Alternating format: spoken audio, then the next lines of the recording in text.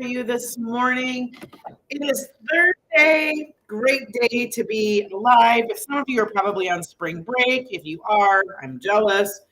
I'm still working. I'm still doing regular life here. The kids are on spring break, but they're doing their thing. So here I am just with you guys. So yay. Anyway, today what I'm talking about is what happens when you stop challenging yourself. But before I get into that, I wanted to, if you this is your first time here, I am Rhonda Niehaus. I want to introduce myself. I am Rhonda Niehaus. I am glad you are here.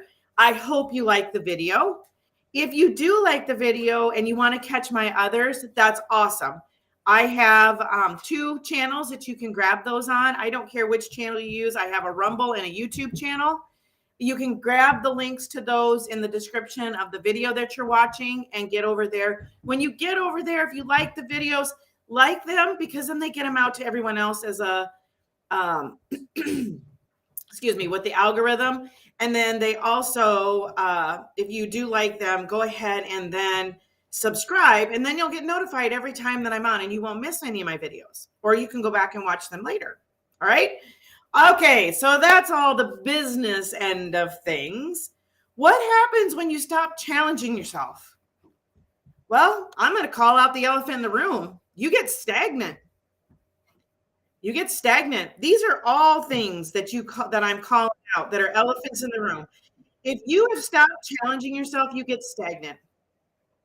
I don't care if it's in exercise, if it's in horses, if it's in whatever it's in, you get stagnant.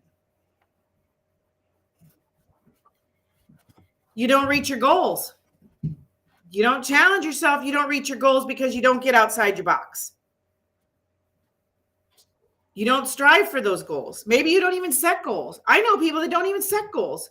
There's no point in setting goals. I never reach them anyway. Well, if you're going to have that attitude, yeah, you're never going to reach your goals. I mean, to call it out, plain and simple, right? You get super uncomfortable you get super comfortable where you're at. When you get super comfortable where you're at, a lot of things stop happening. Your mind quits being creative.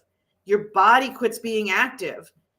Your life quits going places. You get stagnant.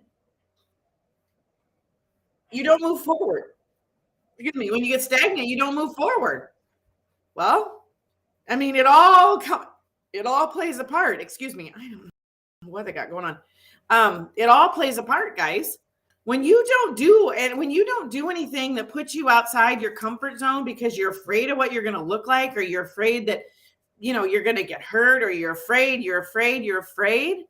Did you know that God said in the Bible, don't fear, like 365 times? That's one for every day. He said, don't fear. Don't be afraid. Now, if you're literally getting back in the saddle, I don't expect you to go jump on a rank 2-year-old. Like, come on, let's be smart about it. But go out and get in that saddle. Go out and do it. Find a horse that you feel comfortable with, something that's broke, something that you can build your confidence on, and go out and get in that saddle. Go and learn.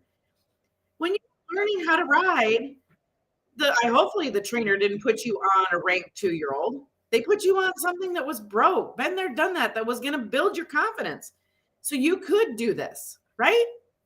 Well, don't expect you to go out and get on a rank 2-year-old after you haven't been in the saddle for a while. It ain't going to happen. Well, you might, but you just may not be in the saddle very long. Just saying. But that plays forward with anything. Don't go out and think you're going to run a marathon when you haven't ran in 2 years. It's not going to happen. You've got to shape.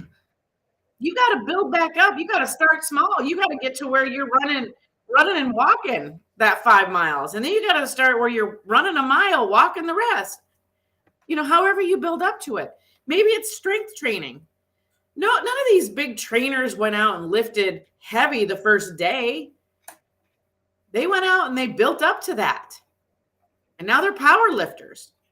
So, guys, my point is you've got to get outside your box. You've got to challenge yourself.